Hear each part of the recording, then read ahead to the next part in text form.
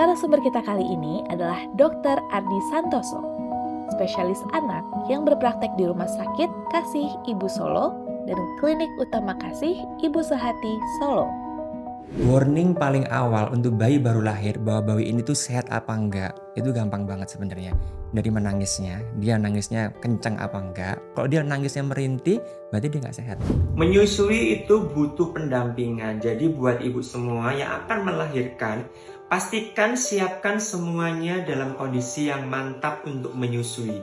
Tidak hanya ibu, tapi juga suami dan orang tua dan mertua. Biar nanti ketika bayi sudah lahir, semuanya sudah siap tanpa galau-galau. Tapi kalau misalnya saat IMD atau pertama kali menyusui ASInya nggak keluar gimana dok? Pasti kan ASI nggak langsung keluar. Jadi kita lebih fokusnya ke prosesnya itu. Masalah yang sering ditemui ibu menyusui di awal-awal menyusui adalah kegalauan dari mamanya itu. Yes. Begitunya ibunya bermasalah, psikisnya bermasalah, bubar itu semua. Kenapa sih makan protein itu penting? Protein itu penting karena kalau dipecah nih, protein itu jadi asam amino. Dan asam amino ini ada dua, jadi asam amino esensial dan non esensial. Yang non esensial tubuh bisa memproduksi sendiri. Tapi kalau yang asam amino esensial itu tubuh tidak bisa memproduksi sendiri. Jadi tubuh harus bisa mendapatkannya dari makanan, dari luar. Sedangkan fungsinya asam amino esensial itu sangat penting banget, terutama untuk support tumbuh kembang anak, untuk otak, untuk daya tahan tubuh, untuk tulang, dan untuk bisa mencegah stunting. Asam amino esensial itu penting banget. Efeknya tuh nggak sekarang. Anak saya aktif kok makan buah. Halo ibu, bayi aktif tuh nggak butuh otak gitu loh. Bayi aktif itu nggak butuh otak. Otak tuh dipakai nanti ketika dia sekolah. Hai, welcome to Mom's Corner. Nah, hari ini kita akan membahas apa saja yang harus diperhatikan untuk bayi usia 0 sampai 6 bulan. Supaya proses menyusuinya, persiapan MPASI-nya, dan proses pemberian MPASI-nya tuh menjadi proses yang menyenangkan dan menenangkan buat orang tua dan juga anak. Betul begitu, Dok? Betul. Oke, sekarang kita bahas dari newborn dulu ya, Dok ya. Ketika bayi baru lahir kan ada tahapan observasi. Biasanya apa dulu, Dok, yang harus diperhatikan? Bayi baru lahir tentu ya kita harus observasi usia paling nggak tuh usia 0 sampai 6 jam. Kita harus tahu dong kondisinya, berat badannya. Harus kita tahu panjangnya, lingkar kepalanya. Itu benar-benar harus kita tahu. Terus yang berikutnya diobservasi adalah suhunya, jangan lupa. Oke. Jangan sampai bayi ini lahir dalam kondisi yang hipotermi atau suhunya tubuhnya rendah. Bisa nggak karu-karuan nanti efek sampingnya. Habis itu kita lihat pernapasannya. Dia stabil nggak? Karena ini menyangkut step berikutnya. Untuk bisa dia inisiasi menyusu atau yang lainnya nanti tergantung step berikutnya. Jadi penilaian awal ini yang harus kita amati. Nanti setelah itu umur dia bertambah 1 hari, 2 hari, 3 hari, 7 hari. Di dalamnya itu ada nanti menyusunya gimana. Ya kan setelah IMD menyusunya gimana. Tali pusatnya gimana. Infeksi apa enggak. Terus jangan lupa screeningnya dijalankan. Bayi baru lahir wajib screening sekarang adalah screening hipotiroid kongenital. Itu wajib dilakukan untuk mengetahui status dari kelenjar tiroid kita, bayi kita. Karena begitu dia kalau hipotiroid itu bisa efeknya ke perkembangan otak. Jadi kita nggak mau kehilangan 1 detik waktu pun untuk menyelamatkan kognitif anak kita. Jadi begitu lahir harus maksimal 7 hari, paling enggak harus dilakukan screening hipotiroid kongenital. Ini sudah common masuk program pemerintah juga. Oke. Habis itu jangan lupa masalah kuning nih, kadang-kadang yang orang tua selain menyusui, tali pusatnya diamati sampai nanti umur 28 hari itu yang harus diamati adalah kuning apa enggak, ikterik apa enggak. Dari kalau di buku KIA itu ada gambar di wajah nomor 1, nanti turun ke bawah nomor 2. Kalau yang paling gawat itu nanti nomor 4 di sini sampai ke lengan kaki atau di sini, 5 di sini atau di kaki itu udah 5 berarti tinggi sekali. Itu tanda-tanda emergensi juga yang harus kita amati. Pokoknya tanda-tanda yang wajib kita amati. Masalah kuning. Oke, selain masalah kuning ada tanda-tanda bahaya apa lagi yang harus diperhatikan, Dok? Tadi tuh semuanya. Jadi kalau mungkin dari atas ya, tanda bahayanya mungkin dari dia menangis apa enggaknya. Menangis atau tidak? Warning paling awal untuk bayi baru lahir bahwa bayi ini tuh sehat apa enggak. Itu gampang banget sebenarnya. Dari menangisnya, dia nangisnya kencang apa enggak. Gerakannya, dia aktif atau enggak. Kadang dia, anak saya baik-baik aja kok bayinya maksudnya gerak-gerak merah, tapi jangan lihat dulu dong. Kalau dia nangisnya merintih, berarti dia nggak sehat gitu. Oke. Terus menghisapnya juga nggak oke. Menghisapnya mungkin waktu dia IMD atau menyusui di hari kedua, ketiga, itu dia nggak bisa mencari, nggak bisa ngenyot, refleks hisapnya nggak ada. Berarti itu harus benar-benar yang kita waspadai. Atau yang paling paling awal banget tuh kuning tadi, tetap kalau kuningnya itu munculnya kurang dari 24 jam, kita harus worry. Karena kuning itu secara fisiologis munculnya harusnya di atas 1 hari. Oke. Jadi karena nanti kalau dia kuningnya muncul kurang dari 24 jam, berarti ada something happen di situ. Mungkin ada kelainan metabolisme atau yang lain yang harus kita tindak lanjutin. Tapi itu yang harus kita waspadai ketika bayi baru lahir. Besok kalau punya bayi lahir, jangan lupa itu. Yang pertama kali yang harus kita amatin itu. Proses menyusuinya, bayinya sendiri menangis keras, gerak aktif atau enggak, sama jangan lupa kuningnya tadi. Selain nanti screeningnya harus dilakukan. Oke, jadi saat bayi baru lahir semakin kencang nangisnya semakin bagus? Iya dong, kan menangis itu ada bahasa kalbunya bayi kan. Oke. Berarti bayinya kan masih oke kan, gerak aktif sehat. Berarti kalau dia menangis, otomatis kan pernafasannya oke. Berarti denyut jantungnya kan mewakili denyut jantungnya dia, mewakili jantungnya dia, paru-parunya dia kalau dia menangis gitu loh. Tinggal kita cari penyebab nangisnya apa ini gitu kan. Biasanya kalau bayi sehat nangis ya pasti haus dia gitu kan. Jadi jangan malah kadang-kadang orang tua kan malah ditimang-timang, ini ditimang-timang dia berhenti kalau ditaruh nangis lah, itu pasti kan biasanya haus ya. Jadi kalau commonly kita biasa nyebutnya pasti bayi haus kalau nangis itu. Oke. Terus langsung dilakukan IMD ya, Dok, ya? Iya, setelah lahir, setelah kita nyatakan bayinya sehat, semuanya baik, nangisnya kuat, geraknya aktif, pokoknya semua sehat, dokter anaknya bilang, oke ini bisa IMD, kita lakukan inisiasi menyusui dini. At least 1 jam biasanya kita lakukan, ditaruh di dadanya mama. Supaya dia ada kontak dengan mamanya kan, attachment yang pertama itu untuk mengenal lingkungan menyusuinya. Jadi biar bayi mengenal yang bakal dicari apa, puting itu nanti dia akan merangkak sendiri. Gitu. Tapi kalau misalnya saat IMD atau pertama kali menyusui ASI-nya nggak keluar gimana, Dok? Pasti kan ASI nggak langsung keluar. Nggak langsung ASI keluar? nggak pasti akan keluar. Jadi kita lebih fokusnya ke prosesnya itu. Ini adalah proses bonding yang pertama kali, attachment perlekatan yang pertama kali yang punya efek dampak dahsyat untuk kedepannya gitu loh. Jadi biar ibunya bondingnya, rasa sayangnya, cintanya itu kan nanti muncul merangsang hormon nanti oksitosinnya biar ASInya cepat lancar, cepat keluar. Itu juga bisa gitu loh. Bayi merasa nyaman. Tadi yang pengawasan tadi yang suhunya nggak terlalu, biar nggak rendah hipotermi, biar dia hangat. Kan hangat di sini kan. Jadi bukan nggak mungkin ASI keluar langsung banyak gitu, nggak mungkin dia. Jadi saat IMD kalau misalnya ASI-nya belum keluar, it's normal ya, Dok? Normal, kita lanjutkan nanti dirawat gabung, kan bayi pasti akan dirawat gabung kan. Atau mungkin kalau dokter obgynnya lagi, ini mau saya jahit dulu nih gitu, mungkin bayinya bisa di perawatan kanguru di dadanya bapaknya bisa. Tapi nggak mungkin, biasanya jarang sih ASI langsung keluar langsung nyayat. Ada beberapa yang sudah keluar, kolostrumnya kecil, bisa dia. Oke. Tapi jangan ditunggu sampai keluar, nggak mungkin. Nanti kasihan dokter kandungannya karena ibu harus dua kan, ibunya kan juga belum selesai pasti saat IMD itu. Oke. Tapi bayi baru lahir berapa lama bisa bertahan tanpa minum Tanpa ASI, minum Dok? ya. Dalam kondisi ibunya ASI-nya mungkin nggak keluar dalam beberapa hari gitu. Oke, jadi secara IBM-nya itu biasanya 2 hari, 3 hari dia masih cukup. ASI kan nggak keluar banyak. Lambung bayi itu kan kecil. Waktu lahir paling dia segede kelereng dia. Dengan rembesan dari kolostrum yang pertama kali keluar tadi itu kan dia mengandung kalori yang cukup, mengandung mineral yang cukup untuk kebutuhannya dia sampai 2 hari, 3 hari. Oke. Bukan berarti nggak dikasih apa-apa. Iya, Dan ini penting karena dia proses untuk tetap dinenkan ini penting karena supaya apa? Karena nanti harapannya setelah hari kedua, hari ketiga, setelah dia hisap terus, ASI-nya keluar. Gitu. Jadi tenang aja gitu loh. Sambil dipantau nanti tadi itu gerakannya, nangisnya, kuningnya seberapa sama berat badannya kita pantau untuk memastikan bahwa kondisi bayinya ini baik-baik saja. Oke. Karena kita sebagai ibu-ibu kan berharapnya pada saat setelah melahirkan ASI tuh langsung keluar langsung Ya. gitu loh, Dok. Ini yang harus kita garis bawahi buat ibu-ibu semua, buat Bu Niki juga nanti kamu melahirkan. Jadi kita harus belajar gitu loh, kalau punya anak ini, tanamkan bahwa nggak semua yang dalam hidup ini bisa kita raih gitu loh. Kita harus menanamkan itu, karena ini berefeknya ke jangka panjang, ke yang lain-lainnya. Nggak semuanya tuh semua sesuai dengan literatur, jadi harus itu disiapkan. Karena nanti kalau enggak, itu gunanya konseling. Makanya saya tuh selalu bilang ke pasien, kalau mau melahirkan, ketemu dokter anaknya jangan nunggu melahirkan ya. Jadi sebelum melahirkan harus konseling dulu dengan dokter anak biar tahu gladi bersih, nanti hal-hal apa yang harus dilakukan. Nanti kalau enggak panik. Kalau panik nanti kan jadi takutnya baby blue syndrome, ASI-nya nggak keluar, malah menghambat pengeluaran ASI. Jadi kan panik, stres, itu jangan. Jadi santai aja. Mhm. Dijalani karena tiap orang beda-beda gitu. Oke.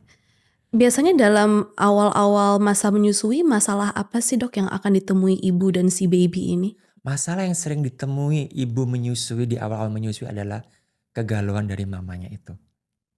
Yes, kegalauan terjadi karena mungkin nggak dipersiapkan dengan baik, ya kan? Apalagi sekarang generasi sekarang kan ya orang tua muda akses informasi kan gampang banget dari sosial media yang cukup 3 menit, 5 menit, kok 3 menit, 5 menit, mungkin 1 menit ya. 1 menit mungkin 30 detik gitu separuh-separuh gitu tanpa dipersiapkan. Ya itu yang bikin kadang-kadang nggak siap mental untuk menghadapi, apalagi grup-grup juga banyak, omongan kanan kiri juga banyak, bingung mana yang benar, akhirnya jadi ngedrop. Jadi itu yang bikin awal masalah semua ibu menyusui itu dari situ. Ini dengan catatan bayinya pasti sehat ya. Bayi sehat ya, saya ngomongin ini proses dua-duanya. Jadi berawal dari situ, dari ibunya. Begitu ibunya bermasalah, psikisnya bermasalah, bubar itu semua. Dok, anak saya kenapa? Panik. Begitu panik, nangis sedikit panik. Nanti menyusui nggak bisa konsentrasi. Padahal kita butuh suasana yang tenang. Butuh suasana yang rileks, yang happy. Biar nanti hormon oksitosinnya, prolaktinnya tuh jalan, biar menyusuinya tuh ASI menetes aja tuh nanti kalau kita lagi happy kan. Oke. Ibu positive thinking gitu. Dukungan suami juga perlu. Ya kan, jadi itu permasalahan yang sering dihadapin itu awal-awal menyusui. Paniknya tuh loh, saya kadang-kadang nggak ngobatin bayinya. Saya tuh kadang-kadang mendampingin mamanya dan Supaya tenang ya dok supaya ya? tenang. Karena kan kita beda-beda. Ada tuh yang lahiran tuh satu kamar nggak sama suami, satu kamar sama mertua gitu. Jadi tegang gitu. Aduh dok, banyak tapi terjadi itu. Dok ini gimana ini satu sampai nangis lah. Kalau ibu sudah menangis berarti itu udah ada tekanan batin kan. Suaminya luar kota mungkin, terus mertuanya mungkin ini gini lah, banyak inputan lah. Makanya saya bilang udah sebelum melahirkan itu harus kumpul keluarga dulu, konseling keluarga dulu, nanti biar tahu semuanya apa yang harus dilakukan gitu, biar nggak jadi masalah. Oke. Karena awal dari semua masalah tuh itu tadi, ibunya harus baik dulu. Kalau enggak nanti bubar itu nanti. Iya dan Baca buku KIA kan ada pink itu lengkap. mhm. Kalau nggak mau baca buku KIA kan aplikasi banyak ya. Aplikasi kalau saya lebih kayak tentang anak itu kan sudah bermitra resmi dengan Kemenkes, dengan Kemendikbud, dengan BKBN itu kan oke. Saya lihat juga lebih cocok dengan misinya sama dengan buku KIA. Kalau saya lihat di survei di lapangan itu seperti itu. Oke. Kalau frekuensi menyusui gimana dok? Untuk bayi baru lahir Oke. mungkin sampai 3 bulan gitu? Iya. Proses menyusui pada hakikatnya sebenarnya on demand. Ini yang harus jadi kita harus bayangkan bahwa bayi ini adalah seonggok manusia juga, bukan cuma sekedar bayi kecil yang tanpa daya, tapi dia adalah manusia. Tujuannya kita untuk rawat gabung sejak awal, itu adalah biar kita mengenali bahasa kalbunya bayi. Oke. Bisa kita ada bonding yang terjadi dengan bayi kita. Ya kan, nggak cuma attachment aja, nggak cuma pelekatan, tapi bonding. Jadi tahu gitu loh. Jadi seberapa sering harus on demand. Kalau on demand tuh teorinya tuh paling nggak itu biasanya bisa tiap 3 jam, 2 sampai 3 jam. Jadi sekitar hampir kurang lebih itu 2 sampai 3 jam sekali. Tapi kalau saran saya jam ini jangan terlalu dikaku-kakuin, dipakai. Nanti takutnya gini, kadang-kadang bayi kan mungkin belum waktunya itu dia sudah minta gitu. Ya boleh dikasih lebih. Tujuannya kenapa bayi itu harus rawat gabung supaya kita memahami kapan dia lapar, kapan dia kenyang, kapan dia minta ini dan minta itu. Karena nanti ini berkaitan dengan besok proses makan. Jadi pengenalan lapar kenyang sejak lahir itu nanti berhubungan dengan proses makan. Mhm. Di mana di waktu saat nanti MPASI itu kita harus mengenalkan sudah terbiasa bayi itu kita hafal, oh ini bayiku lagi haus, lagi lapar, lagi kenyang, itu harus tahu. Jadi sesering mungkin boleh. Tapi kalau 2 jam 3 jam kok nggak minta, baru kita pakai pedoman jam. Kita susuin. Oke. Gitu. Jadi sesering mungkin. Apalagi di umur-umur pertama 1 bulan ke bawah kan untuk merangsang ya supaya dia oksitosinnya keluar kan refleks sinyal-sinyal hormon oksitosin ini kan dapatnya dari nenen ya, dari hisapan dari bayi itu kan harus sesering mungkin. Ibunya harus rileks, tapi jangan bawa HP kalau menyusuinya. Ibunya bayinya gini, gini, ibunya gini. Jangan, gak ada bonding nanti. Nggak ada bonding. Itu yang kadang-kadang saya temui. Jadi kita bonding harus sambil lihat, sambil senyum, sambil tepuk-tepuk gitu. Jadi intinya menyusui kan di situ. Di bondingnya jangan dilupain. Nanti kalau enggak, ibunya ke sana, bayinya ke sana. Ibu nggak ngerti, nggak paham. Anak saya ini kenapa dok? Kok nangis terus dari semalam? Saya sampai nggak bisa tidur. Berarti kan ada sesuatu yang mungkin ibunya nggak memahami si bayi atau udah panik duluan dia. Oke. Berarti kalau misalkan 2-3 jam bayinya tidur terus itu boleh dibangunin untuk disusuin? Bangunin dong dia, karena kan bayi pasti di awal-awal kehidupan dia tidur Tidur sukanya terus. kan. Iya.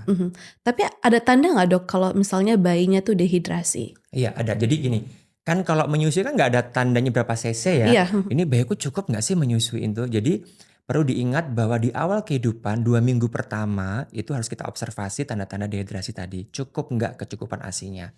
Satu dari kalau dia habis nenen itu pasti dia akan tidur pules. Ibu juga akan ngerasain payudaranya akan terasa kosong. Ya, pipisnya paling nggak itu 6 kali sampai 8 kali sehari. Di minggu-minggu awal pupnya juga gitu, jangan kaget. Pupnya kan juga akan masih hitam warna mekonium keluar, akan 6-8 kali juga. Jadi perutnya kembung, ngentutan, bisa gitu kan. Perutnya kerucuk-kerucuk, ini yang sering digaulin orang tua nih. Jadi itu awal-awal memang tanda dari bayi menyusui memang kayak gitu, karena laktosa di ASI kan tinggi. Dan kalau dia sampai minumnya banyak, cukup, pasti pipisnya juga akan sering. Oke. Dan yang penting lagi yang terakhir adalah dari berat badan. Berat badannya jangan khawatir, pasti dia akan turun. Awal-awal kelahiran Awal-awal ya? kehidupan. Tapi nggak boleh lebih dari 10%. Dan nanti di umur 10 hari atau 2 minggu harus kembali ke berat lahir. Oke. Ya, nggak boleh lebih dari 10% turunnya berat badan. Berarti kalau turunnya lebih dari 10% berarti dia dehidrasi. Berarti ada sesuatu mungkin pelekatannya kurang tepat atau kurang sering menyusui. Pokoknya ada sesuatu dengan minumnya tadi. Atau kalau enggak ada yang lain. Pokoknya harus diobservasi. Nggak boleh lebih dari 10% dan di umur 2 minggu harus kembali atau 10 hari lah harus kembali ke berat lahir. Itu minimal. Dan itu semua sudah tertulis nyata di buku KIA. Ya, di aplikasi tentang anak juga ada, semuanya juga ada. Saya tuh aturan umum saya rasa di mana-mana. Jadi jangan galau, itu harus tahu gitu. Kalau bayi tiba-tiba menguning lebih dari 24 jam, di atas 24 jam, itu apa benar karena kekurangan cairan juga, Dok? Bisa iya, bisa enggak, tergantung ya. Karena kuning itu hal yang fisiologis sebenarnya. Oh. Kuning itu enggak selalu patologis kok gitu. Jadi kuning itu kan adalah sisa, kan gini, sel darah merah bayi itu kan tinggi ya. Makanya kalau kita cek darah itu bayi baru lahir pasti HB-nya tinggi. Dengan berjalannya waktu dia akan dipecah sel darah merah tadi. Pemecahan sel darah merah tadi itu menghasilkan yang namanya bilirubin. Bilirubin itu harusnya keluar lewat pipis, lewat pup. Tapi kan di awal-awal kehidupan tadi kan minumnya masih terbatas. Otomatis beberapa menyisakan di dalam kulit yang harusnya keluar. Ya jadi di kulit, nyisa di kulit. Di kulit yang kita makan pertama di muka dulu kuningnya. Pasti kuning muka, pasti mata, semua di sini. Turun ke bawah. Kita pantau aja, jangan galau kuning itu. Kita pantau aja sambil minumnya diperbanyak gitu. Selama dia nggak sampai di telapak tangan dan minumnya masih banyak, minum bugar, saya rasa masih oke gitu loh. Oke. Jadi nggak perlu khawatir dengan kuning dan belum tentu dehidrasi. Kalau dehidrasi pasti dia nggak mungkin menangis kencang, nggak mau minum, pasti ada tanda-tanda yang lain dia. Jadi kuning itu hal yang wajar, nggak perlu digalaukan. Dia akan hilang dalam waktu 2 minggu. Kalau nggak hilang dalam waktu 2 minggu pun bisa kita observasi. Yang penting pokoknya berat badan selalu naik gitu. Jadi harus bersahabat dengan kuning. Oke, baik Dok. Lalu kita sering mendengar dengan istilah tangtai ya Dok, Ya, pada bayi. Itu katanya akan mempengaruhi proses menyusui. Oke. Jadi tangtai itu bawaan dari lahir atau gimana Dok? Jadi tangtai itu bawaan dari lahir ya. Jadi tali yang di bawah lidah, mungkin kalau yang di rumah yang nonton, tali yang di bawah lidah ini terlalu maju. Oh, oke. Talinya. Jadi otomatis kalau secara visual dilihat lidahnya ini nggak bisa gerak atau berbentuk love gitu ya. Jadi ketarik ke dalam soalnya ujung lidah ini dan nggak bisa gerak, kaku dia. Nah, sebenarnya dari kasus cukup kecil sebenarnya. Sebenarnya hanya cuma 4-10% sebenarnya. Dan di antara itu dari 4-10% itu hanya 25% aja loh yang mengganggu proses menyusui. Sisanya aman ya Dok? Sisanya aman, tapi dengan pemantauan. Dan kita nggak perlu buru-buru melakukan frenectomy juga, pemotongan itu. Jadi kita dampingin dulu. Ada guidelines-nya. IDAI, Ikatan Dokter Anak Indonesia udah punya guidelines masalah penata laksanaan ini. Jadi nggak boleh sembarangan potong memotong. Yang penting harus diobservasi, ditegakkan dulu, diamati. Kalau tegak pun ada tongtai, kita bisa amati 2 minggu, 3 minggu oleh dokter spesialis anak, oleh konselor diamati. Kalau memang nggak ada gangguan masalah, ya sudah. Karena nanti biasanya dia hampir 90% nggak ganggu masalah gitu loh.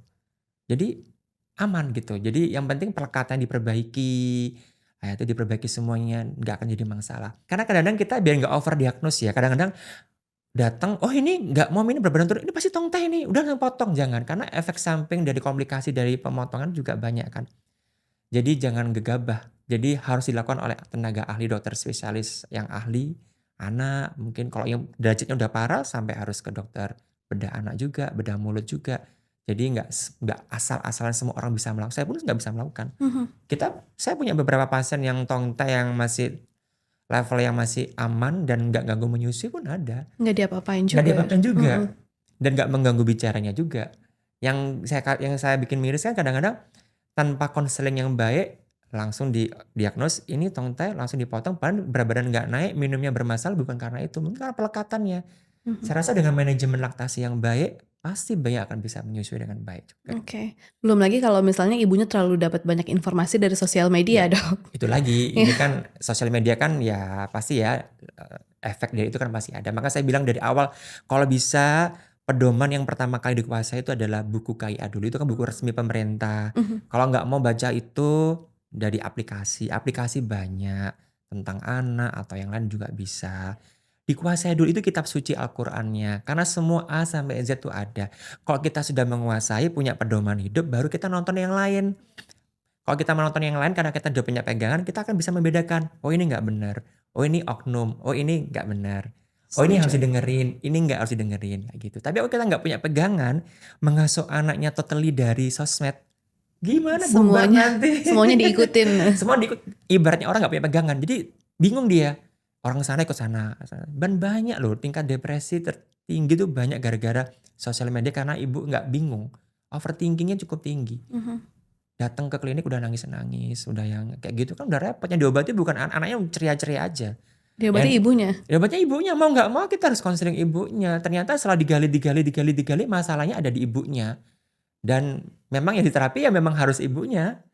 Nanti takutnya kayak di berita-berita kan bayi, saya pernah punya kasus bayi dilempar, bayi disiram sayur, kayak gitu kan hal yang nggak kita inginkan. Ingat, ibu stres tuh bisa melukai anak. Jadi pastikan ketika kita mau mempunyai anak, kita harus sehat, mental kita harus sehat. Lah supaya mental kita sehat, lah ini sosial apa di sekitar kita, support sistemnya dikuatin. Suami jangan lupa dilibatkan untuk menyusui, untuk yang lainnya, orang rumah, mertua semuanya. Terus belajar bareng-bareng biar nggak panik. Gitu.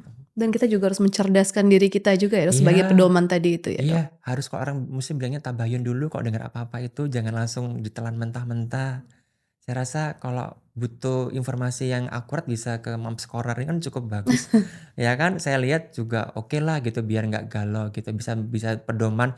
Tapi nontonnya nanti setelah menguasai bukunya tadi atau aplikasi tadi. Karena kalau nggak nanti bingung nanti. Betul. Oke, lanjut Dok. Bayi yang umurnya 0 sampai 6 bulan biasanya kita sering mendengar mengalami kolik. Nah, kolik itu biasanya masalahnya karena apa? Karena ibunya salah makan jadi ASI-nya bermasalah atau salah posisi menyusui.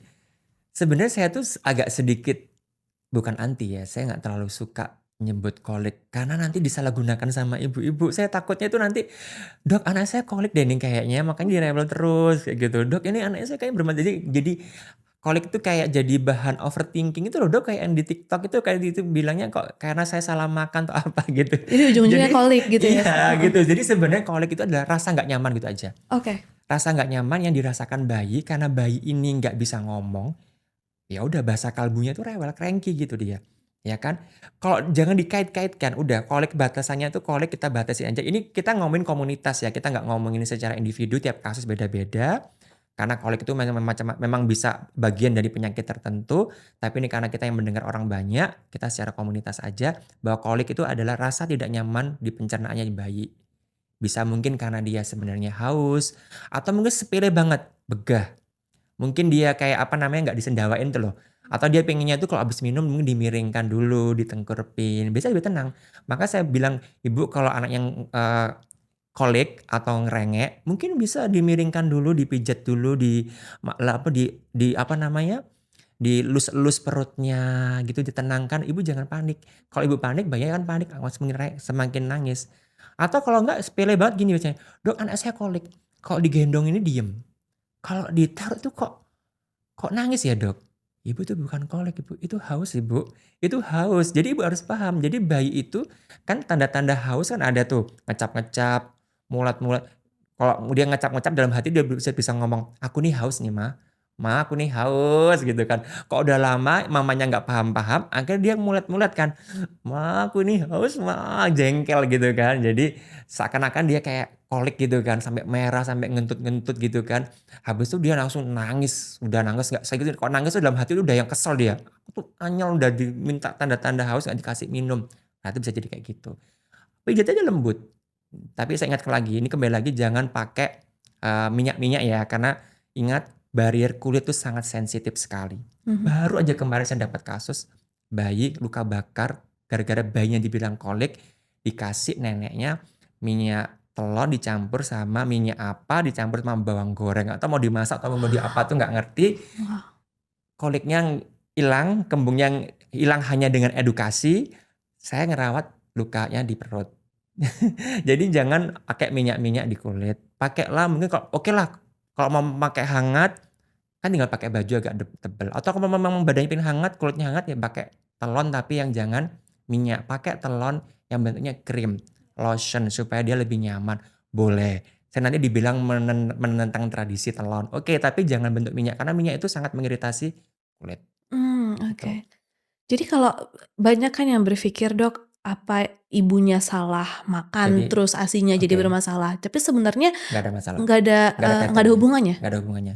Oke. Jangan terlalu gegabah mengatakan bayi kita ini kolik dan berhubungan dengan apa yang kita makan. Mhm. Meskipun ada hubungannya pun harus melalui konseling dulu. Ini statement yang harus kita jaga hati-hati. Sama dengan halnya dengan statement alergi, kita nggak boleh gampang menjudge anak kita lagi. Nanti kalau nggak nanti orang tua yang dengerin kita di rumah nanti apa-apa dikaitkan itu nanti. Terus nanti takutnya apa? Ibunya mantang-mantang sendiri tanpa konseling, mantang-mantang makanan. Terus yang terjadi adalah ASI-nya nggak adekuat, akhirnya bayinya berat badan nggak sehat, nggak naik. Saya takutnya itu aja sih.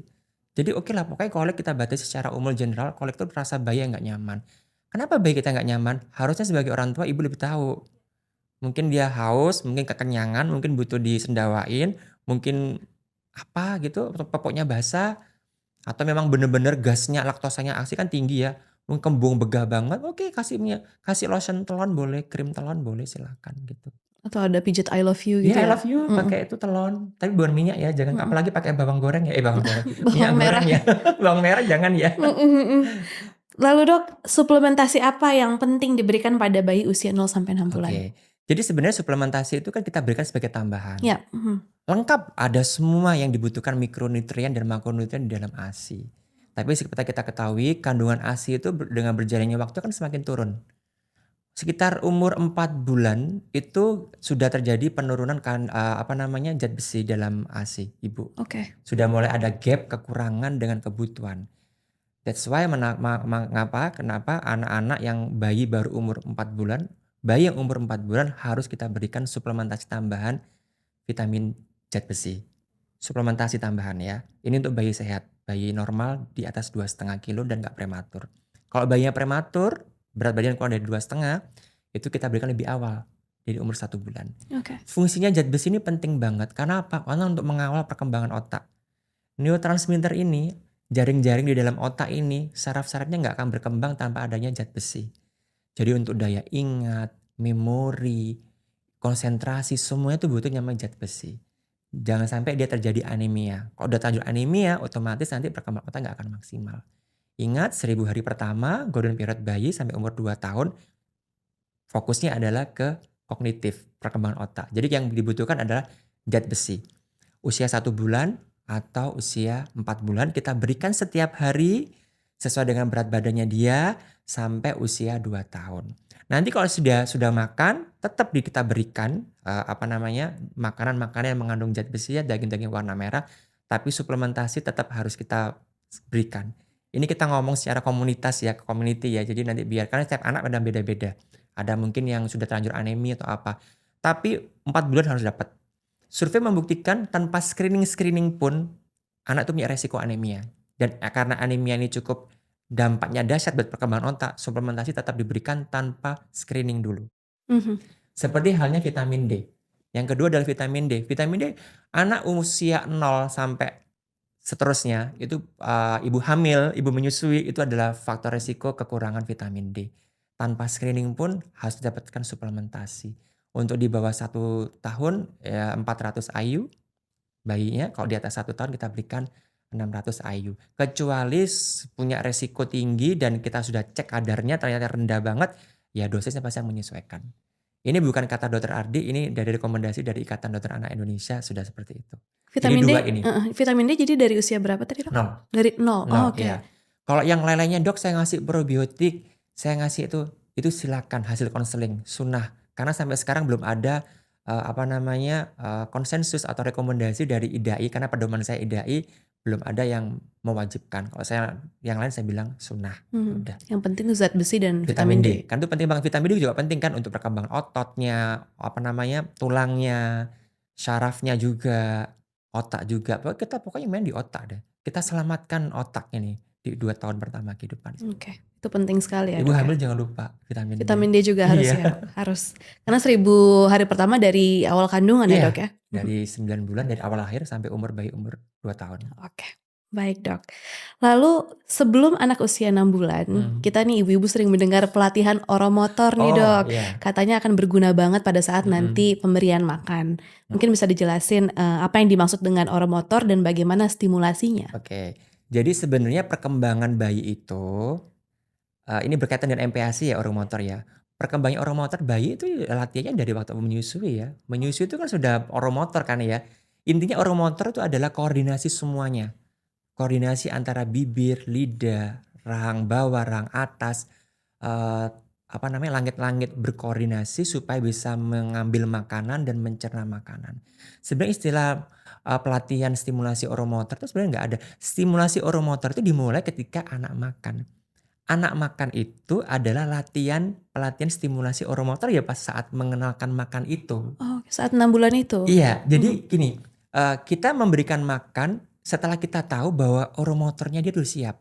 Bayi sudah mulai kecap-kecap, ya kan? Refleks ekstruksinya, kan bayi itu kayak gini, gitu kan mungkin akan diperhatikan, itu sudah hilang. Hilangnya biasanya usia 6 bulan. Makanya dia itu salah satu tanda siap makan. Berarti kita harus merespon. Kalau dia oromotornya sudah mulai ada tanda-tanda baik, kita harus mulai itu ngasih makan. Karena oromotor itu makan ya makan itu gitu loh. Jadi karena di awal kita mempersiapkan ini kepala dulu, postur dulu untuk bisa miring, kepala tegak. Ini adalah syarat untuk supaya dia bisa makan, supaya kita bisa pelatihan oromotor di selanjutnya. Sebenarnya seperti itu. Jadi ngasih MPASI harus yang benar. Makannya bertahap, teksturnya. Itu juga pelatihan oromotor. Kenapa tekstur diberikan yang bentuk halus dulu? Karena itu untuk stimulasi oromotor anak kita. Kalau kita nggak aware, dia sudah, makan gini, secara komunitas kita sampaikan 6 bulan tuh MPASI. Tapi pada kondisi tertentu, kok anak tetangga itu kok 5 bulan udah makan ya Dok gitu. Harus dipahami MPASI itu memang 6 bulan. Secara komunitas kita sampaikan 6 bulan. Tapi sebenarnya MPASI itu boleh ke usia 4 sampai 6 bulan tuh boleh dengan supervisi dari dokter anak ya bisa ya. Jadi boleh gitu loh. Dengan melihat kondisi anaknya. Lah kalau anak kepala sudah tegak, bukan duduk sendiri. Karena duduk sendiri itu umur 8-9 bulan. Kepala sudah tegak. Refleks ekstruksinya udah hilang. Melet-melet tadi. Dia bisa menarik makanan dari depan ke belakang, mendorong makanan ke belakang. Bisa mulai ngunyah. Ini oromotornya udah mulai baik. Kita harus segera merespon dengan baik dengan memberikan makanan yang bentuknya agak semi padat kan, cair kan, kayak bubur ya, bubur disaring itu ya, itu respon untuk oromotor. Nanti ketika dia sudah mulai mendorong ke belakang, bisa ngunyah, menggerakkan atas bawah, berarti ini terangsang dengan baik oromotornya kan. Mulai kita kasih makanan yang agak kasar. Itu memang stimulasi. Jadi kenapa makanan itu padat bertahap? Karena memang itu tahapan dari stimulasi dari oromotor. Jangan dibolak-balik biar anaknya nanti Mau makan kita siapkan dulu oromotor, nggak bisa. Jadi oromotor itu bagian dari pemberian makan tadi kan secara bertahap. Dan kalau kita gagal memahami anak, anak ini harusnya oromotornya sudah ngunyah dan harusnya kita kasih yang kasar atau finger food, umur 8 bulan mungkin nggak kita berikan, efeknya panjang. Akan jadi susah makan, picky eater, terus pilih-pilih ya, susah makan, GTM macam-macam baru muncul. Itu karena salah satu penyebabnya adalah gagalnya kita merespon refleks oromotornya anak yang sudah siap tapi nggak kita berikan. Anaknya harus mulai kasar tapi kita ngasihnya bubur terus. Yang terjadi apa? Ya udah melengos-melengos. Ya kan, ibunya ke sana, anaknya ke sana. Anaknya udah ngasih tanda nih, aku udah bisa loh, kasar loh. Ayo, ayo. Tapi mamanya kan belum ada giginya. Kan belum ada gini, belum boleh. Nah, itu akhirnya jadi masalah. Oromotor nggak terstimulasi dengan baik. Harusnya kita ikutin. Kita mengikuti sesuai dengan perkembangan motornya dia, anak ini. Perkembangan oromotornya dia. Oke, tapi apa alasannya ada beberapa dokter anak yang memberikan, pasiennya MPASI di usia 4 atau 5 bulan, Dok? Oke. Jadi kenapa sih secara global itu MPASI itu di usia 6 bulan? Kita kembali ke situ. Karena ASI saja sudah tidak cukup. Saat 6 bulan itu ya? Iya, sebenarnya dari mulai 4 bulan sampai 6 bulan itu mikronutriennya udah nggak cukup. Zat besi tadi udah mulai turun kan. Jadi beberapa kandungan yang harusnya ada di ASI full totally bisa untuk MPASI ini sudah mulai terjadi gap, kekurangan yang nggak bisa dipenuhi dari ASI. Lah biasanya kita pantau lewat berat badan. Ya kan? Berat badan. Kalau berat badannya bermasalah, terus refleksnya semua sudah bagus dong, refleks oromotornya, kepala tegak sudah. Kalau kita nggak segera ngasih makan nanti jadi masalah. Jadi nanti kita terlambat menstimulasi, dia sudah menunjukkan kemampuan tapi nggak kita fasilitasi. Ya nanti jadi anak susah makan nanti, nggak bisa ngunyah. Kan ada anak cerita tuh, anak setahun nggak bisa makan nasi, makanya bubur. Karena kita terlambat memberikan stimulasi, memberikan rangsangan yang dari harusnya dia bisa. Motornya menunjukkan udah bisa tapi nggak kasih. Oke. Ya, harus bisa ngunyah tapi nggak kita kasih, nggak bisa. Jadi 6 bulan itu sudah mulai ada gap kekurangan. Jadi yang harusnya 70% ini bisa terpenuhi 100% dari ASI, ini baru 70% yang terpenuhi dari ASI, sisanya harus dari makanan pendamping ASI. Kalau biasanya kita pertimbangan yang pertama itu berat badan. Ini berat badan udah mulai turun, nggak usah formula dulu, jangan formula dulu. Kita lihat dulu, anaknya udah mampu ternyata. Oke deh kita coba kita langsung MPASI. MPASI bukan dini, MPASI dini itu disebut MPASI dini kalau diberikan sebelum 4 bulan. Jadi kalau MPASI masih diberikan di usia 4 sampai 6 bulan dengan kondisi yang memungkinkan bayinya cukup, oke gitu, siap, ready, ya kita berikan. Karena untuk memenuhi kebutuhan tadi. Kalau enggak gapnya semakin luas nanti, semakin lebar. Gapnya lebar ya udah berat badannya semakin nggak naik, mulai faltering dia, mulai flat. Makanya biasanya faltering itu mulai usia 4 bulan, 5 bulan. Kok beda ya berat badan kok naiknya nggak sedrastis dulu ya. Mungkin dulu Isa pengalaman ya. Gimana ya itu ya karena memang kadarnya juga sudah mulai berkurang gitu. Jadi tanda-tanda kesiapan anak MPASI itu selain kepalanya sudah bisa tegak sendiri Tegak. apa, Dok? Tadi oromotornya ekstruksinya hilang, Ya. melet-meletnya sudah berkurang. Gini refleks ekstruksinya kan.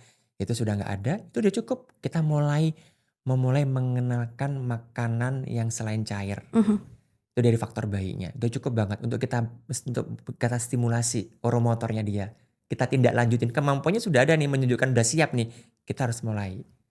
Kita rangsang dengan makanan tadi itu. Sehari 3 kali. Kan nggak langsung habis, dikit-dikit doang. Kan pelan-pelan baru makanan pendamping ASI. Cuma stigmanya orang tua kan kalau makan 1 mangkok ya harus habis, jangan. Nanti galau sendiri gitu. Jadi harus itu. Terus kalau misalnya anaknya belum bisa duduk sendiri, Iya. makannya terus gimana, Dok? Tetep, kan kepala tegak pasti dia bisa didudukin dong. Tapi di pangku berarti? Yes, atau di kursi pun bisa dia, meskipun geol-geol dia kan. Kan kalau makanya di perkembangan di checklist itu kan di checklist perkembangan di buku KI atau di aplikasi dibilang kan duduk sendiri umur 8 sampai 9 bulan ya. Tapi dia bisa stabil untuk duduk, untuk tegak kepalanya, nggak geol-geol ini kan 6 bulan udah bisa dia. Lah biasanya kalau anak yang kita berikan MPASI lebih dini biasanya udah siap dia. Anak-anak sekarang tuh ajaib-ajaib loh. Kalau kita Cepet banget ya, Dok, ya? cepet banget. Kalau kita nggak merespon dengan cepat, nanti masalahnya banyak. Jadi kita harus juga paham, oh ini anak ini kok pinter ya, kok cepet. Kita juga harus cepet juga gitu. Dari sisi nutrisinya, dari sisi stimulasinya, kan anak perlu distimulasi. Nggak apa-apa, jangan galau. Dan yang penting mama jangan galau aja. Nanti mamanya galau, katanya nggak boleh ini dong. Udah nggak usah langsung sat-sat aja, pokoknya mantep. Langsung mulai MPASI kalau memang dokter udah bilang MPASI boleh silakan. Mhm. Kalau jadwal makannya apa langsung 3 kali sehari, Dok? Oh iya dong. Langsung 3 kali Iya, sehari? feeding rules tetap harus kita berlakukan, makan harus sehari 3 kali. Oh, jadi feeding rules dari awal Iya, MPASI udah feeding rules tuh, Dok? iya. Kan tadi kan waktu kita ngomongin tadi yang ASI di awal 2 jam 3 jam sekali, itu kan di awal kehidupan. Nanti semakin lama kan dia semakin jarang minum itu. Mengikuti perkembangan dari lambungnya dia juga kan. Otomatis yang dulu mungkin 2 jam sekali, lama-lama jadi 3 jam sekali, 4 jam sekali, 5 jam sekali, 6 jam sekali minumnya, tapi sekali minum mungkin 30 cc, 60 cc, 90 cc, 150 cc, tapi sekali minum udah semakin jarang. Lah momen itu kalau udah terbentuk di sejak awal, kita begitu MPASI gampang.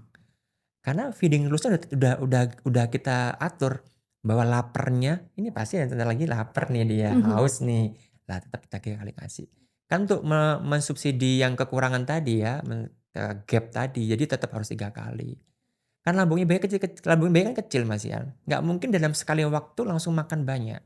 Tujuan kita kan untuk memenuhi kebutuhan nutrisi nggak bisa terpenuhi dari ASI tadi, tetap 3 kali. Oke, menunya juga langsung menu lengkap ya, Iya Dok? dong, karena Mhm. kan ASI kan juga lengkap, apalagi Ya. ini tujuannya untuk memenuhi kebutuhan yang nggak terpenuhi dari ASI. Jadi menunya juga harus yang adekuat, karbohidrat, protein hewani yang diutamakan, lemak, buah dan sayur asal kenal aja. Bukan saya aja sebenarnya, jadi ini rekomendasi dari IDAI, rekomendasi WHO yang terbaru 2023, ini perlu juga dipahami. Rekomendasi MPASI 2023 itu beda sama rekomendasi WHO yang tahun 2003 dan 2025. 2003 itu dikeluarkan itu untuk segmen yang ASI, populasinya WHO-nya. Oke. Dan yang 2005 untuk bayi yang formula. Dan dua-duanya untuk menengah ke bawah gizinya. Yang 2023 WHO yang terbaru ini adalah untuk semua kalangan. Jadi yang gizinya baik, gizinya lebih, gizinya kurang, pakai pedoman itu. Dan nggak mengenal ASI atau yang formula, semua bayi. Jadi kita membaca itu harus hati-hati banget. Jangan asal comot, itu katanya WHO 2023, kita boleh gini nggak boleh gitu kok, nggak boleh.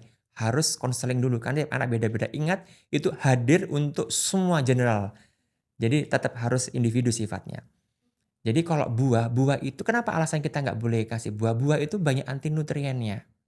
Di buku yang lama, terbitan 2020 ke bawah, berarti ke bawah itu maksudnya 2019, 18, sebelumnya itu memang masih ada pisang kerok. Ya. Yang 2020 ini sudah nggak ada pisang kerok, adanya menu adekuat. Buah itu banyak kan serat, banyak anti nutriennya, di mana nggak cukup bayi mencerna dengan baik. Nggak bisa, dan nggak ada gizinya. Sedangkan sesuai dengan IBM study itu, bayi memerlukan asam amino esensial yang cukup banyak untuk support perkembangan otaknya dia, daya tahan tubuhnya dia, untuk mencegah anemia, untuk supaya nggak gampang infeksi, supaya tinggi, supaya nggak stunting, butuh protein asam amino esensial yang cukup banyak. Dan itu nggak ada di dalam buah.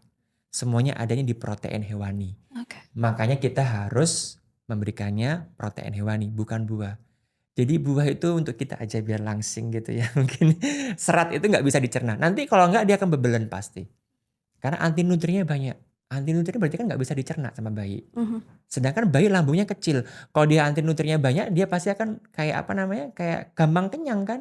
Nanti nutrisi yang diperlukan nggak ada. Nggak muat lagi ya, Nggak Dok? muat lagi. Mhm. Sedangkan asam amino asid diperluin. Mikronutrien semuanya ada di protein hewani. Jadi tadi itu harus dapat gitu. Jadi nutrisi utama yang diutamakan adalah protein hewani itu Ya, ya, Dok? yang lain juga penting, Mhm. karbohidrat dan lemak, tapi yang Mhm. diutamakan adalah protein dan protein hewani. Oke. Karena itu yang utama itu. Makanya di buku kayaknya udah direvisi sekarang. Makanya nanti buat semua yang menonton kita ini, karena saya masih sering menemukan juga buku KIA-nya masih belum digantikan yang terbaru edisinya. Jadi kalau lagi ANC, mungkin dapat dari dokter kandungan di rumah sakit atau klinik, harus dapatkan buku KIA yang terbaru 2020. Revisi 2023. Covernya boleh siapa aja, boleh gambarnya rumah sakit, boleh gambarnya Nikita Willy, boleh gambar saya. Heeh. Tapi yang penting isinya itu. Oke. Sudah nggak ada pisang kerok lagi. Ya, sudah nggak ada pisang kerok, sudah nggak ada. Kadang orang tuh masih ngeyel loh. masih ngeyel, "Dok kalau pisang nggak boleh, pepaya boleh?" Itu buah juga deh Bu perasaan Bu. Jadi buah itu termasuk banyak ya, karena kan kita emang beda-beda masyarakatnya. Kalau alpukat gimana Dok? Ibu itu juga buah Ibu. Itu semua buah gitu loh. Buah asal kenal aja deh, jangan terlalu banyak gitu loh. Oke. Nah, untuk pemberian makannya tuh sebenarnya cara yang bener tuh gimana sih, Dok? Karena kan Oke, banyak ada yang biarin anak mengambil baby sendiri, led weaning iya, ya. atau ada responsive feeding atau Ya, segala macam kan banyak sekali oke. informasi. Sebenarnya nggak banyak sih sebenarnya. Mhm, Sesuai rekomendasi IDAI aja iya, sama WHO kita pakainya responsive feeding. responsive feeding. Logikanya gini, di baby led weaning itu makanan ditaruh, anak dibiarkan bebas ngambil sendiri yang bentuknya langsung finger food. Mhm, Sedangkan kita tahu anak finger food tuh dia bisa menggerakkan rahang atas bawah untuk mengunyah dan memegang itu di usia berapa?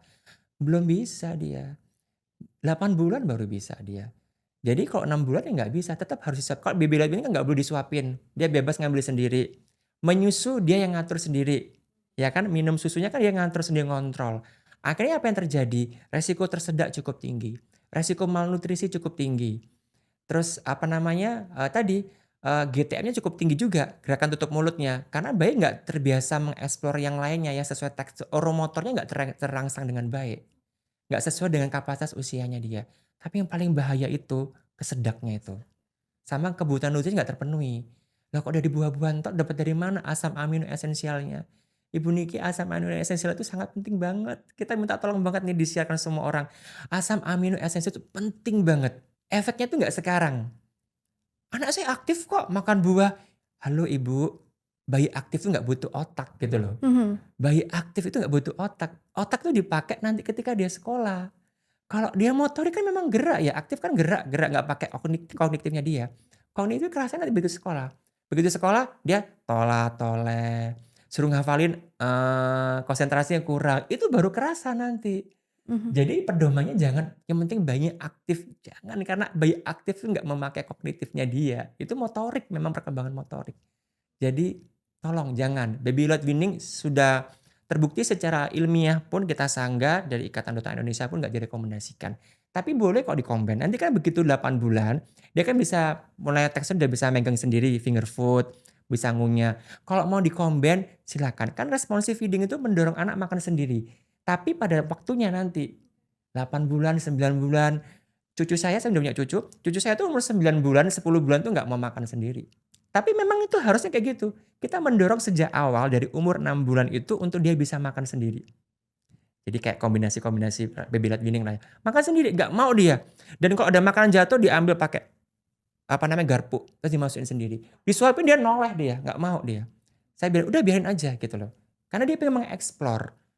Tapi tetap harus disuapin, tetap pelan-pelan gitu. Meskipun dia nolak, tapi lama-lama dia sekarang umur setahun bisa makan sendiri loh dia. Wow, mhm, Beneran, dia bisa makan sendiri. Kalau disuapin dia nggak mau. Karena memang pedoman dari responsive feeding ini kan mendorong anak untuk mengenali rasa laparnya sendiri. mhm. Dan kita untuk mensupport dia untuk bisa makan sendiri. Tetap harus itu. Karena harapannya kelak dia juga makan sendiri. Tapi di waktu yang tepat. Enggak di usia 6 bulan. Ya responsive feeding itu sesuai dengan regulasi dari WHO dan IDAI aja lah. Oke. Lalu untuk air putih nih, Dok, sejak Oke. kapan diperkenalkan air putih? Air putih boleh ketika mulai MPASI. Saat 6 bulan itu berarti ya? Mhm, Iya, mulai 5 bulan atau 6 bulan boleh ya, pokoknya waktu MPASI. Intinya kan kebutuhan cairan kan tetap ada. mhm, Mungkin kebutuhan cairannya jadi gini, sebenarnya air putih itu kita pakai ketika kan kita bikin feeding rules tadi ya. Harusnya saat dia makan itu adalah jam dia minum susu kan, tapi kita ambil alih dengan makan. Mungkin dia habis makan dia masih masih haus atau masih lapar, tapi menunya kurang sedap, akhirnya dia nggak makan nggak habis, sedangkan dia pengen masih lagi kan. Kita nggak boleh ngasih susu sebenarnya. Karena ini jamnya, kalau feeding rules-nya benar kayak gitu. Kita gantinya dengan air putih. mhm. Seperlunya aja. Karena bayi itu begitu tahu air putih, tergila-gila dia. Suka banget sama air putih. Suka banget karena seger tahu dia. Iya, Coba deh ada bayi MPASI air putih di depannya. Saya yakin yang dia minta pasti air putihnya dulu. MPASI nggak mau dia. mhm. Ketagihan dia, adiktif banget karena udah tahu ada segernya air putih. Emang nikmat air putih itu. Tapi nggak ada ketentuan harus berapa mililiter gitu-gitu? Nggak ada. Nggak ada? Intinya tetap jangan sampai terlalu banyak. Ada pasien yang kebalik.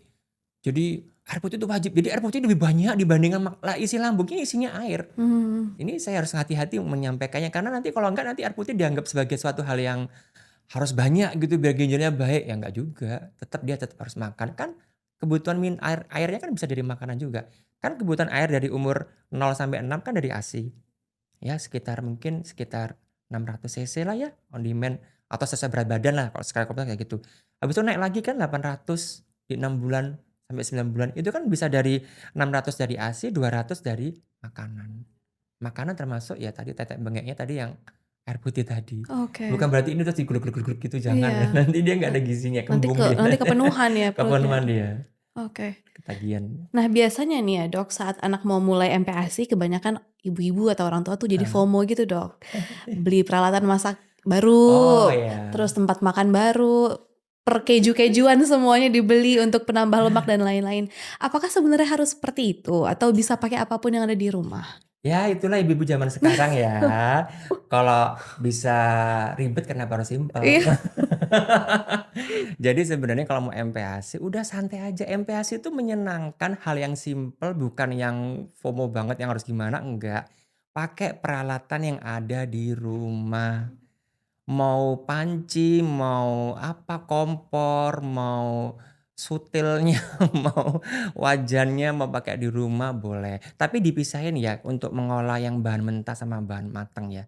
Itu harus dipisahin karena kandungan apa nanti takutnya ada kontaminasi. Kalau bahan mentah kan kadang-kadang ada bakteri atau apa.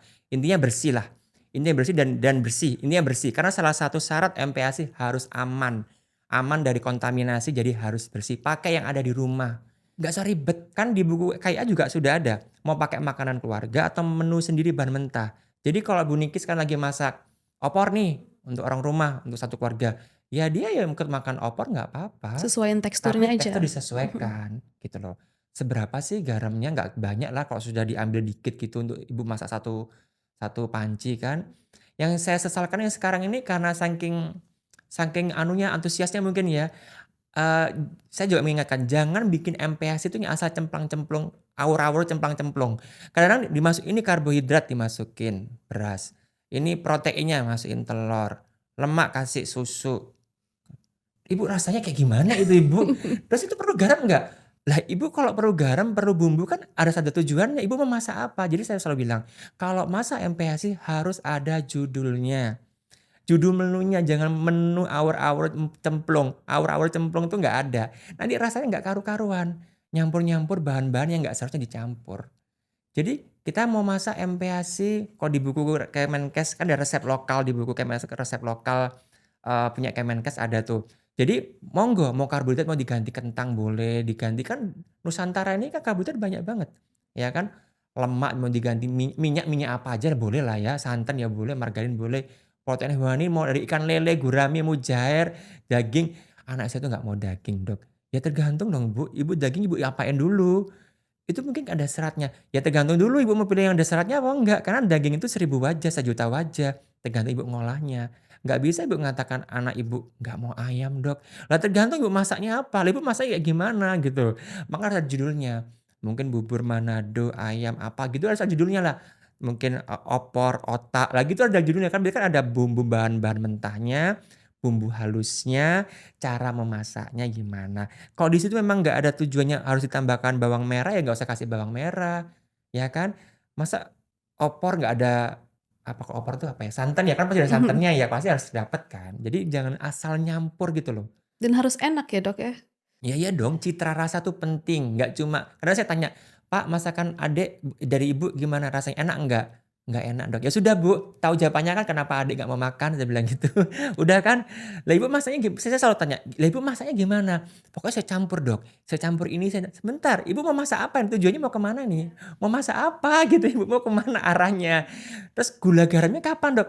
Lah tergantung lah, kalau memang di masakannya itu tujuannya nggak ada gula garam, nggak diperlukan, ya nggak usah kasih dong gula garam, ya kan? Dan kalau mau ngasih kan yang paling berapa sih? Semangkok? Kan ya enggak, santai aja. Dan nggak perlu dikasih keju supaya Keju boleh. boleh? Jadi keju sekarang kayak kaldu lagi Ya lagi banyak happening nih, ya kaldu. bone broth. Ya bone broth itu kan dia kaldu kan, Iya. kaldu tapi dari daging.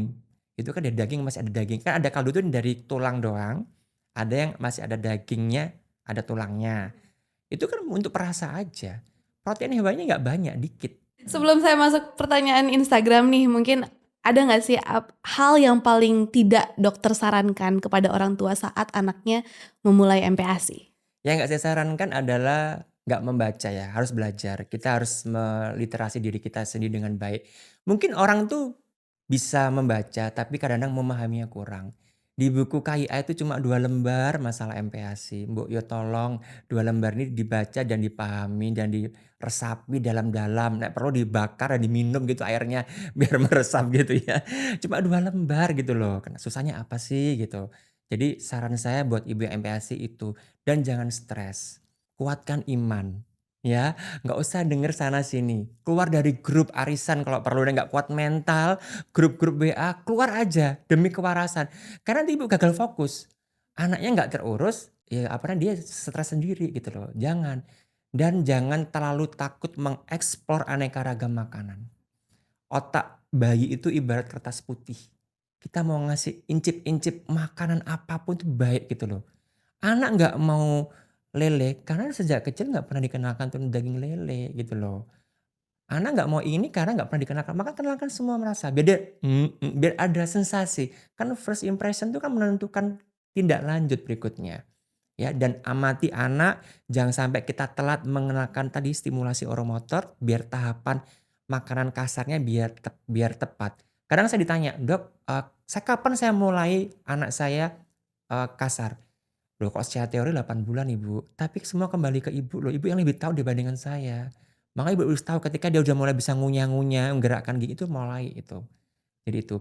Dan jangan lihat mentah-mentah sosial media ya, jangan jangan langsung dicerna, jangan dicerna dulu, tabayun dulu. Cari di sumber-sumber yang terpercaya. Moms Corner salah satu yang saya rekomendasikan ya, karena cukup oke. Ya mudah-mudahan saya juga nggak salah ya kalau saya sampaikan.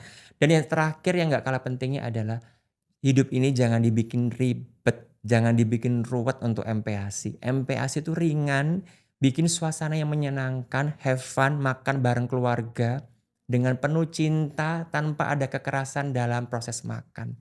Jangan ada jiwit-menjiwit. Sekarang siapa sih anak yang mau makan kalau di depannya, ini depan nih anak nih, ini saya orang tuanya, saya ngasih makan dalam kondisi marah-marah. Kita aja dikasih makan dalam kondisi orang depan kita marah, malas enggak? Atau enggak gara-gara mau sedih nangis, "Kamu nggak mau makan sih Nak?" gitu. Saya juga nggak nafsu makan kali Ibu. Jadi makan tuh happy gitu loh, harus menyenangkan, tunjukkan makan bareng. Makan tuh seni, jadi jangan samakan dengan rumah tangganya orang lain. Kadang orang gitu, "Itu loh Dok kayak gitu sebelah pakai nggak bisa." Nggak bisa. Kadang-kadang saya juga di-mention juga, "Dok itu loh kayak Nikita Willy Dok makanya kayak gini." Ibu nggak bisa, setiap keluarga tuh punya, apa ya, punya standar hidup masing-masing. Tapi ilmunya sama. Tapi pelaksanaannya, implementasinya tuh seni. Karena parenting is art. Parenting itu seni loh. Gimana kita membaca, meresapi, dan mengaplikasikannya sesuai dengan selera kita, tes kita, kehidupan kita. Nggak bisa disamaratakan. Masa menu saya disamakan sama tetangga sebelah? Mhm. Karena nggak mungkin dong. Mhm. Ya, Pesan jadilah saya. orang tua yang tenang juga ya, Dok? Tenang, slow, nggak usah banyak arisan, nggak usah banyak kumpul-kumpul, nggak usah belanja-belanja neko-neko, udahlah Mhm ya. mhm. Pakai sotil wajannya di rumah aja sudah ada cukup itu dipakai. Yang penting protein hewaninya Oke. dipakai yang banyak gitu. Ya gitu Mungkin Pak dari sih. proses makan itu bisa diinformasikan kita sebagai orang tua menjadi contoh yang baik, Iya kita dong. makan bersama Iya. keluarga gitu, jadi kita mengenalkan proses makan Iya, bersama iya. keluarga ya, Dok, ya? Itu yang saya rasa kan saya udah jadi dokter anak itu sudah hampir 13 tahun. Mhm Dulu banget itu saya awal-awal parenting dulu 10 tahun yang lalu itu masih ada loh orang tua yang selalu yang viral-viral itu masih makan bersama tuh. Sekarang udah nggak ada tuh. Momen makan bersama tuh. Anak-anak suruh makan sendiri berhadapan dengan ibunya yang lagi kacau balau, mentalnya lagi nangis-nangis, lagi marah-marah gitu. Siapa yang mau? Akhirnya anaknya melengos. Ada yang ditungguin 2 jam. Kan anak itu learning by doing. Kita memberikan apa ya, ya contoh. Anak itu copy paste banget loh. Kita mau makan kaki diangkat, dia akan niru loh. Dia kan happy kalau makan bareng-bareng. Kayak orang bule lah makan bareng-bareng gitu seneng. mhm. Yang di sini makan bareng-bareng nggak? Sendiri-sendiri semua ya?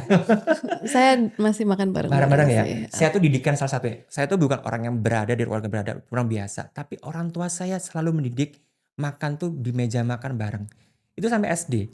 Dan saya SD itu saya kelaparan kalau bapak saya belum pulang. Kapan tuh bapak ini pulang? Karena saya harus nggak bisa makan saya kalau nggak ada barang semuanya itu dan meja tertata rapi. Walaupun rumah sederhana tapi saya tuh terbiasa kayak gitu karena ibu saya disiplin. Ibu saya disiplin jadi meja makan harus ditata. Ayo siapa yang gantian nata meja makan gitu. Jadi saya tuh nggak terbiasa, saking terbiasanya saya nggak bisa makan kalau, "Ayo dong makan, lapar nih loh," gitu. Tunggu kumpul semua baru makan. Sama halnya menyusui. Menyusui adalah proses bonding, mengenal, cinta, sayang. Jangan menyusui sambil lihat yang mana-mana, jangan. Menyusui sambil menyusui aja gitu kan. Biar dia senyum lihat kita, "Ada mamaku cantiknya," gitu kan. Mhm. Jangan ditutupin. Kalau di Mhm. luar rumah mungkin ditutupin boleh. Mhm. Kalau makan juga kayak gitu. Bareng-bareng happy, "Wah, ayam makan apa tuh? Oh kayak gitu caranya ya." Niru loh anak itu. Anak itu peniru ulung loh itu. Mhm. Iya. Peniru ulung Jangan main banget. handphone kali ya, Dok, orang tuanya lagi No, makan. no, no, no, no, no handphone di dalam meja makan. Iya. Nggak ada handphone. Makanya kadang-kadang kan gini, "Dok, anak saya nggak bisa diem." Kalau sudah bermasalah, kan screen time nggak boleh ya, tapi kalau udah bermasalah kita kadang nggak bisa ngapa-ngapain, di meja tetap harus ada sesuatu yang menarik. Mhm. Pakai dong buku cerita. Iya. Buku cerita, pakai, nggak usah pakai screen time. Atau ibu mau ngomel-ngomel dongeng apa juga menarik loh, anak kecil tuh juga tertarik kali kalau mamanya tuh dongeng apa sambil makan. "Dek, ini ikannya tadi loh yang kita makan, ini kepalanya, ini ikan yang kita tadi masak." Pasti dia akan antusias kan mendengarkan itu. Makanya parenting itu seni, tergantung kita mau, ya memang nggak ribet sih ya. Makanya punya anak tuh harus siap mental dulu, jangan asal prewed loh. Jadi harus disiapkan loh. Jadi sebelum nikah harus baca itu buku apa, buku kayak harus dibaca dulu sebelum hamil, nanti kaget. Punya anak tuh ribet, ribetnya jangan pas ada bayinya, ribetnya sebelum itu.